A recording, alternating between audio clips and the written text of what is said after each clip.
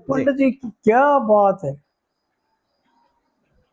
ऐसी कविताएं बना रखी हैं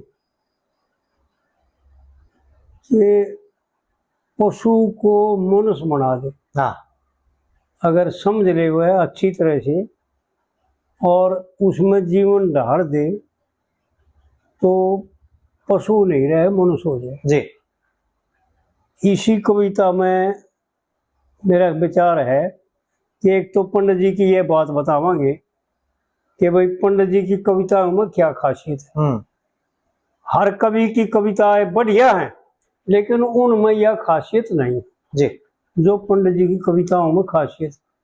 यानी पंडित जी की कविताओं का गुणगान करने से, मनन करने से और कीर्तन करने से और उनको याद करने से ऐसा होता है जैसे शास्त्र पढ़ लिए। एक तो खासियत यह जी। दूसरी खासियत यह है कि पापों का नाश करती, क्योंकि जिन कविताओं में ईश्वर के गुणों का गान हो और विहित कर्मों का वर्णन हो और यूं बताया जाए कि भाई कौन से कर्म तो पशु करते हैं, कौन से कर्म मानस कर रहे हैं जी। उन कर्मों से जानने के बाद पापों का नाश होता है। क्योंकि इस संसार में दो मार्ग हैं, एक शुभ और एक अशुभ। हाँ। दो गति है जीव की, एक अधोगति और एक उधोवर गति। जो ब्रह्मचर्य का पालन करते हैं, समय पर जो शास्त्रों का कथन है, जो महान पुरुषों का बतावन का तरीका है कि भाई कैसे जीवन क्रियात्मक रूप दे करके कैसे जीवन व्यतीत करना चाहिए जी। उनका ना तो ब्रह्मचर्य खंडित होता और ना उनका पाप कर्म होता, केवल पुण्य कर्म होते हैं। क्योंकि ऐसा हमारे शास्त्रकारों ने, जैसे पद से कविता कराई थी, उसकी एक कली में कह रखा था, दूसरी कली में मनुष्य श्रेष्ठ भूत गणादि, फिर गंधर्व गण जानो जी, और गंधर्व गणों से श्रेष्ठ किन्नर सिद्ध, फिर देवगण जानो मानो जी, जी। देवगणों से असुर श्रेष्ठ। पूरी याद को नहीं आई मेरे, लेकिन फिर देवताओं में अंदर बढ़े और ब्रह्मपुत्र दक्ष बखानो जी। दक्ष ने सृष्टि बढ़ाकर यज्ञ के कर्म कराए। यानी परमात्मा का हर जीव के प्रति, मनुष्य शरीर के प्रति आदेश है कि बेटा सृष्टि बढ़ाए। एक मर्द एक वीर मनु ने 10 लिख दी संतान। जी। पंडित जी ने वो बातें बता रखी जो यानी शास्त्रों में उनको समझ में नहीं आऊंगी, पढ़ोगे ना तो वो समझ में नहीं आऊंगी, लेकिन पंडित जी ने इतनी सरल कर दी आम आदमी भी समझ ले। हमारे परमपिता परमात्मा जो इस सृष्टि के रचयिता हैं, भगवान ब्रह्मा को हो या भगवान ब्रह्म को हो, उसका आदेश है कि हर एक पुरुष और एक स्त्री प्रवृत्ति मार्ग में आकर के 10 संतान उत्पन्न कर सकते हैं और जीवन पूरा हो जाएगा। लेकिन क्या है कि उनका जीवन पूरा होगा जो समय पर मनुष्यता बरतते जी, जो पशुता बरतते हैं ना, उनका जीवन व्यतीत नहीं होगा, उनके कलेश दूर नहीं होंगे जी। ये तो मनुष्यों की बात न्यारी। इस कविता में जो करमावांगे कविता, पंडित जी ने टेक में कमाल कर रखा। यानी केवल टेक को याद करने से ही पापों का नाश हो जाए। मनुष्य जन्म ले करके हरि गुण गाना चाहिए जी और देह की खातिर, यानी शरीर को स्वास्थ्य ठीक रखने के लिए, बीमारियों से बचने के लिए, कलेशों से बचने के लिए, विषयों से, देह की खातिर विषय भोग से ध्यान हटाना चाहिए। जी ये टेक बनाई।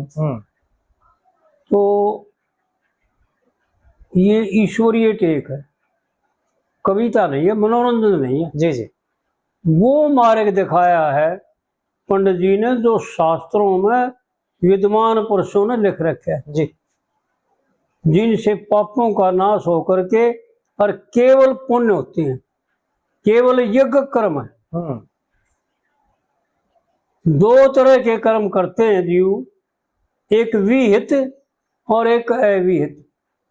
जितने भी विहित कर्म करते हैं ना, वो यज्ञ रूप है, परमात्मा का आदेश है, और उनसे केवल पुण्य होता है, पाप नहीं होता जी और जो अपनी कामना करके अपने लिए किए जाते हैं और संसार को सत्य मान करके संसार से सुख की उम्मीद करते हैं, वो पाप कर्म, उनसे केवल पाप होता है।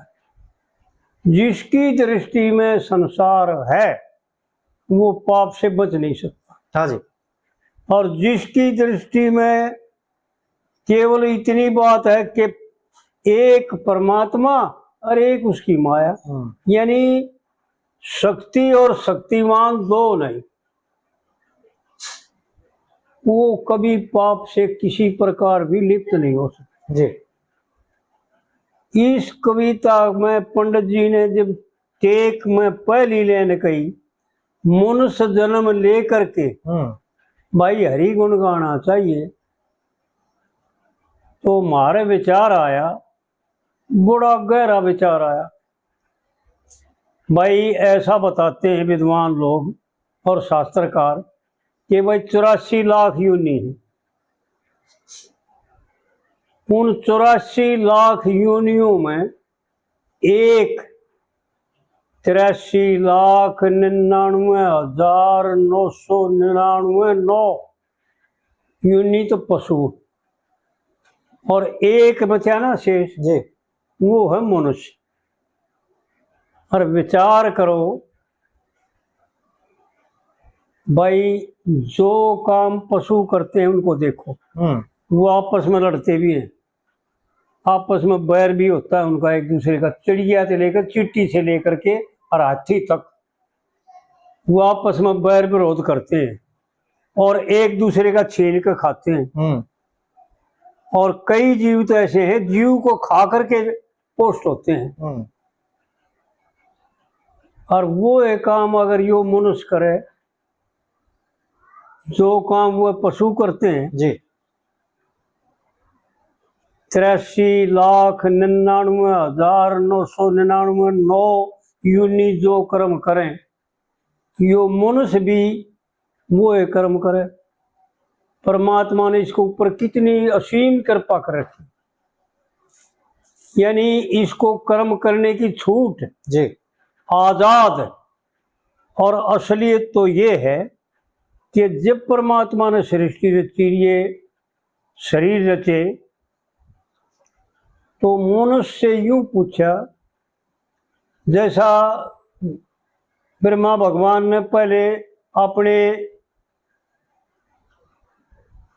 मुख से जो है ना 4 ऋषि रचे, सनक, सनंदन, सनकादि और संत कुमार। हर बच्चा अपने माँ बाप से पूछता है, उन्होंने भी अपने पिता ब्रह्मा से पूछा, पिता हमारे लिए क्या हुक्म है, क्या करें हम? ब्रह्मा बोले भाई सृष्टि बढ़ाओ। उन्होंने सृष्टि बढ़ाने के लिए तप करना शुरू किया और उन्होंने इनकार कर दिया कि भाई ये सृष्टि हमारी समझ में नहीं आई, हम यो कर्म नहीं करा, हम तो अपना तप करांगे और भगवान को प्राप्त कराएंगे, भजन कराएंगे भगवान।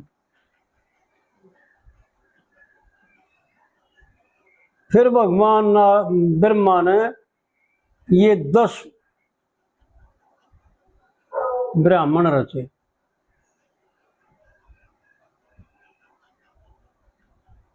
मरीचि, अत्रि, अंगीरा, पुलह, पुलस्त्य, कीर्तु, भृगु, गौतम और वशिष्ठ और नारद भगवान और दक्ष प्रजापति। जी। दक्ष प्रजापति ने तो ये जिम्मा ले लिया कि पिता मैंने क्या करना है कि भाई तने सृष्टि चलानी। और इन ने भी, इन 8 ने भी वो प्रण कर लिया कि हम भी सृष्टि बढ़ावांगे। जी। और नारद भगवान ने भगवान से ये मांगा कि पिताजी मैं इनको सबको ज्ञान सिखाऊंगा।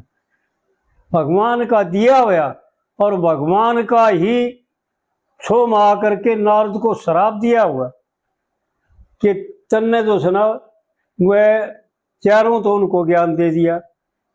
और मरीचि ऋषि के 88,000 पुत्र हुए, इतने पुत्र पैदा करे उन्होंने। जी।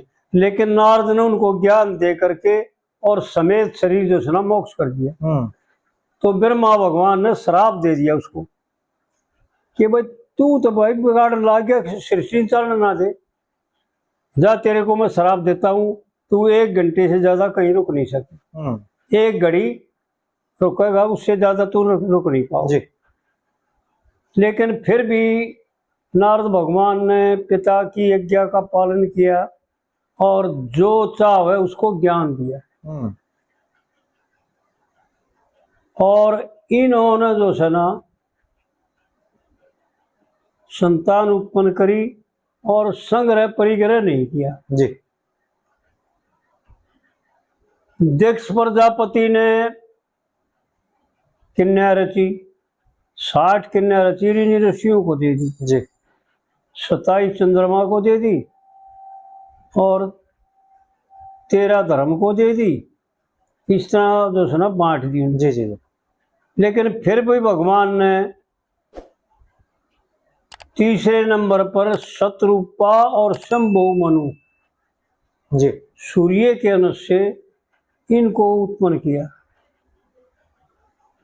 बामे दाने अंग से।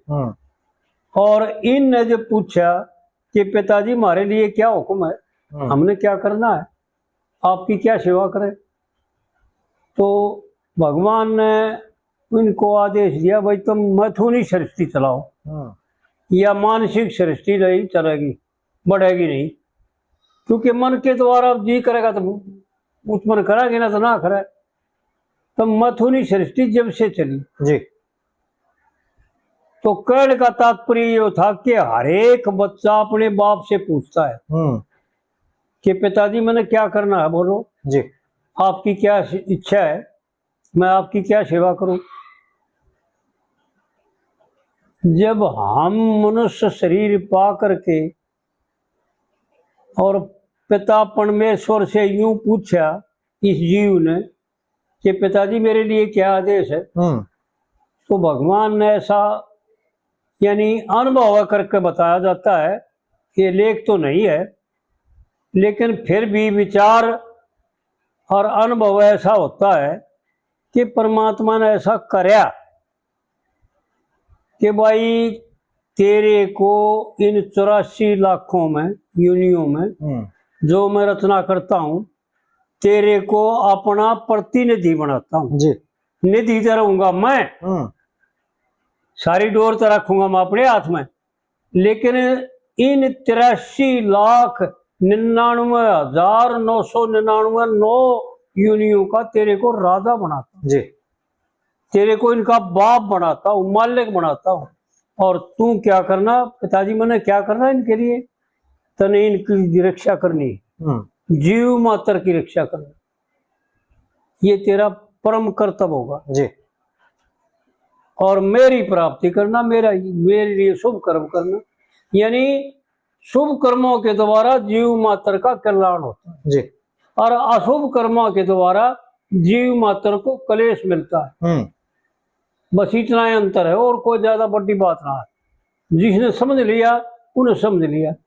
फिर यूं बताओ, यो मनुष्य शरीर पा करके जो आदमी उन पशुओं जैसे काम करे उसको क्या कहा जाए, उसको समझा जाए मूर्ख। वो होता है मूर्ख, जी क्योंकि पशु तो लाचार है बेचारे, समय पर भोग करना उनके बस की बात नहीं है। भगवान की माया के द्वारा बांधे हुए, प्रकृति के द्वारा बंधे हुए, जी समय पर खाना, समय पर भोग करना, समय पर सोना, समय पर उठना। केवल एक मनुष्य शरीर है जो अपने आप में आजाद है, चाहे कदे मत सो, पूरा जीवन जाग के बिता सके, जी ऐसी इसमें सामर्थ्य है। यानी नींद का परित्याग कर दे, क्योंकि अर्जुन का एक नाम इसीलिए रखा गया था कि उसने निंद्रा को जीत रखा। जी तो मनुष्य चाहे जिस चीज को जीत सकता है, इसमें इतनी सामर्थ्य है। यानी यूं मान के चलो शास्त्रकारों के कथन के अनुसार कि यो नर और परमात्मा नारायण जी इस जोड़े में आया है, यो अकेला नहीं, परमात्मा का प्रतिनिधि है, निधि परमात्मा। जी और फिर यो उन पशुओं की तरह बैर विरोध लूट पाट बेईमाना छल कपट और विषयों का तो राज काट दे कथिए। जी विषयों का तो इनका इसका कोई नेम टेम है ही नहीं। और यहाँ तक है इस वक्त देखा जा रहा है कि अगर इसकी पार बस आ जाए ना तो कीड़ी से भी भोग करेंगे। ऐसी वृत्ति गिर गई इसकी कि इस भोग को इतना महत्व दे दिया इसने कि हद से आगे काट रखे। हाँ जी हाँ जी। और फिर हम क्या करते हैं कि हम इनसे उम्मीद रखते हैं, यानी जो पशुओं तभी गया गुजरा है उनसे उम्मीद रखना सुख की। हाँ जी। भाई यो मेरे को सुख देगा, यो मेरे को मेरी सेवा करेगा, यो मेरी सब तरह से रक्षा करेगा जी। उसको क्या कहा जाए भाई? जो मूर्ख से उम्मीद करता हो वो होया महामूर्ख जी। तो यो संसार हम सभी इतने अज्ञान वश हो गए कि उनसे जो मूर्खों जैसे कर्म करे ना उनसे उम्मीद रखते हैं मैंने यो सुखी कर देगा। हाँ जी। लेकिन जब न्यू तब कोई देखता ही नहीं, अरे बड़े मानस यो तो सुखी सही को ने, जब इससे तो सुख का लेस मात्र नहीं तो तेरे को कड़े देगा जी। भाई। जो मेरे पास वस्तु है, ये जैसे वो भाई दरी या फैक्ट्री लगा रहा है या दरी ले आया कोई दिक्कत नहीं, लेकिन मोल लेकर के ले आकर देना ये अच्छी बात, क्योंकि हमारा भी गुजारा था, रह दो रोटी हम भी खा रहे हैं। तो जिसके हाथ में हो ना वो तो उस काम न कर दे भाई, कोई दिक्कत को नहीं जी। लेकिन जिसके हाथ में नहीं वो भला कहाँ से करेगा? सही बात। हम इन अपनी औलाद से, अपने भाई से, छोटियों से ये उम्मीद लगाते हैं, अपनी पत्नी से उम्मीद करता है। देख कितने गजब की बात, यो बेईमान तो 100 स्त्रियों से भोग करे, कितनी थे जाए उसके, और अपनी स्त्री ने साहब है कि ना ना ना ना ना या किसी तो हंसी भी ना करे। और झूठा प्रेम मैंने कई बार देखा, अपने जीवन में बहुत देखा। तू तो किसी स्त्री से मजाक कर, कितने बढ़िया, कितने अश्लील मजाक करे, तेरी कोई बात नहीं। अगर तेरी पत्नी किसी जवान पुरुष से एक भी अश्लील मजाक कर ले वह, अरे वह भी तो जीव है, तो तेरे बाकी नहीं रहती, या तो उसने मार देगा या उसने पीटेगा और या उन्हें छोड़ देगा। हाँ जी। मेरे काम की नहीं। और नहीं तो क्या कहें संसार में कि भाई मारे बालका की माँ, मारे घराड़ी भाई बढ़िया है भाई, मैं तो उस पर भरोसा करूं, और भाई मैं इतना प्रेम करता हूं, अरे प्रेम तेरा बखाक होया। जब एक गलती को भगवान शिव ने, हमारे देव ने परमात्मा ने हमारे लिए मार्गदर्शक कर रखे हैं पहले जी। कोई बात नहीं रख रखी। भगवान शिव ने जब सती ने ये प्रश्न किया कि महाराज जिसका आप नाम जपो हो 24 घंटे, मन ने तो वो साधारण राजा का लड़का लग गया। अरीब कति संशय हो गया मेरे। जब एक औरत के लिए वो वृक्षों से भी उत्सांड है, दोनों भाई मैंने देखे, दोनों भाई वृक्षों से ही पूछे तेने सीता देखी, तुमने सीता देखी, ये ब्रह्म नहीं हो सकता। ब्रह्म ने तो पूरा ज्ञान अपने आप हो है। लेकिन भगवान ने फिर भी बहुत समझाई कि नहीं सती ऐसा नहीं, यही पूर्ण ब्रह्म है। इनको सब कहेगा गेरा बेरा है, लेकिन ये मनुष्य शरीर का जो कर्तव्य है उसका पालन कर रहे हैं, नहीं तो इन्हें ज्ञान है। लेकिन सती नहीं मानी। जब नहीं मानी, बहुत समझाई, जब सती बोली कि महाराज अगर आपको हो तो मैं थोड़ी परीक्षा कर लूँ इनकी कि भाई तेरी मर्जी, देख मेरी बात मानना था, ये पूर्ण ब्रह्म है जी। पर भावी बलवान होती है और भगवान की माया भगवान शंकर को सौंप व्याप गई थी, और ऐसी व्याप गई थी कि वीर्य खचलित हो गया था उसके पीछे भागते मौनी रूप, मौनी भगवान के पीछे भागते भागते। जी जी जी। लेकिन जो योगी पुरुष होते हैं ना, वो वापस आ जाते हैं अपने स्थान पर, उनका कुछ बिगड़ता नहीं जी। और मारा बिगड़ जाता है। जो साधारण आदमी है ना उसका बिगड़ जाता है। तो भगवान शिव तो फिर वापस आकर समाधि लगा ली और भगवान ने कहा तेरा कुछ नहीं बिगड़ा। जब सती नहीं मानी, बहुत समझाने के बाद, तो उन्हें बोला जा कर ले परीक्षा, तेरी मर्जी है तो परीक्षा करने के योग नहीं जी। पर तू ना मानती तो कर ले। और सती ने जाकर के सीता माता का रूप धारण कर लिया और भगवान के रास्ते में आ गई। दोनों भाई चाले जा थे और जब जड़के लेकड़े ना, जब भगवान ने देखा अरे या तो भाई सीता जी का रूप धारण करके न और आदि शक्ति माता आ रही है। भगवान ने उसको जड़ में जाते हैं कह दिया माता, भगवान शिव ने कड़े छोड़े, पानी पड़ गया 100 घड़े, तू हो यो तो सब किम पर ले जाना है। और फिर यो कर्म कराया कि वो शर्मा गई और वापस चाल पड़ी कि महाराज मैं तो वहीं आ गई थी। भगवान जानते थे कि यह क्या करना इसे। हाँ जी हाँ जी। लेकिन वहां पर भगवान शिव भी जान गए कि इसने माता का रूप धारण कर लिया, अब यह मेरी औरत नहीं रही, माँ बन गई। उसका मन के द्वारा त्याग कर दिया, शरीर के द्वारा त्याग नहीं किया। उतना ही प्यार दिखाया, उतनी ही बातें चीतें करी। जबकि सती ने इतना द्रोह किया भगवान शिव के साथ, आन करके झूठ बोल दी। जब भगवान ने यूं पूछा, त्रिकालदर्शी के सामने झूठ बोल दी। वो पहले जान गए थे और पहले से ही त्याग कर दिया मन के द्वारा। हाँ जी। कि ई बीच ने जो सुना मैं अपने अंग पर नहीं बैठाऊंगा, अपने अंग से स्पर्श नहीं करूंगा इसको, ये मेरी माँ बनेगी, मेरी औरत नहीं रही। और जब सती से पूछा कि सती करे ही परीक्षा, अगर ना महाराज मैं तो गई तो थी पर मैंने तेरी ये बात मान ली, मैं तो वापस आ गई।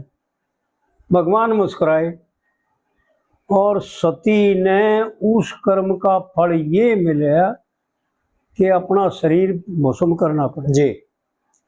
तो विचार करें हम खोटे कर्मों का जो फल है ना वो कितना भयंकर होगा।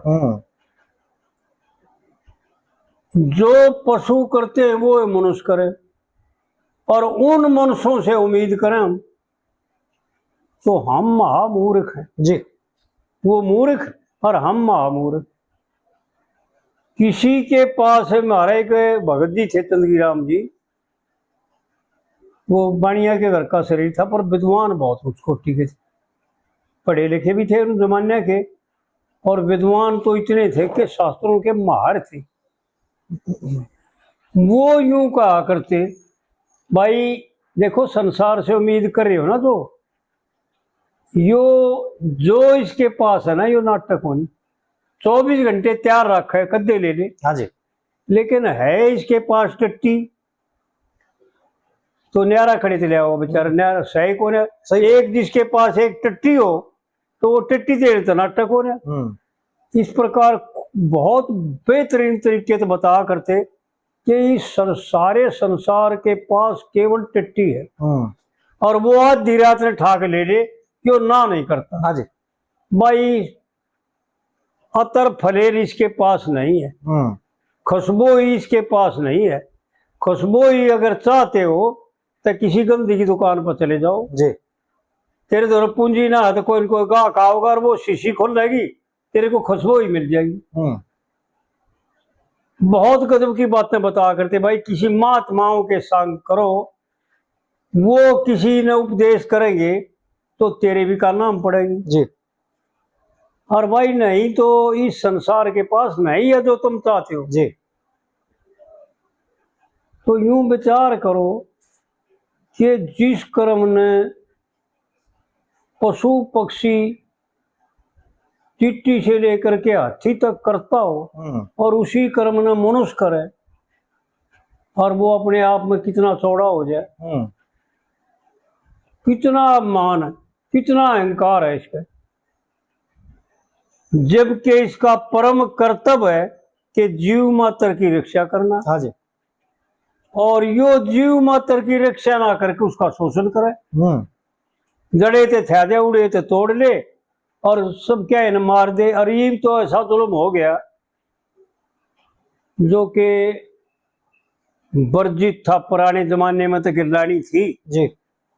ये मेरे ख्याल में शायद भाई घर नहीं बचा पाओगा, मानस बचा पाओगा जी, जो मीट और शराब का इस्तेमाल ना करता।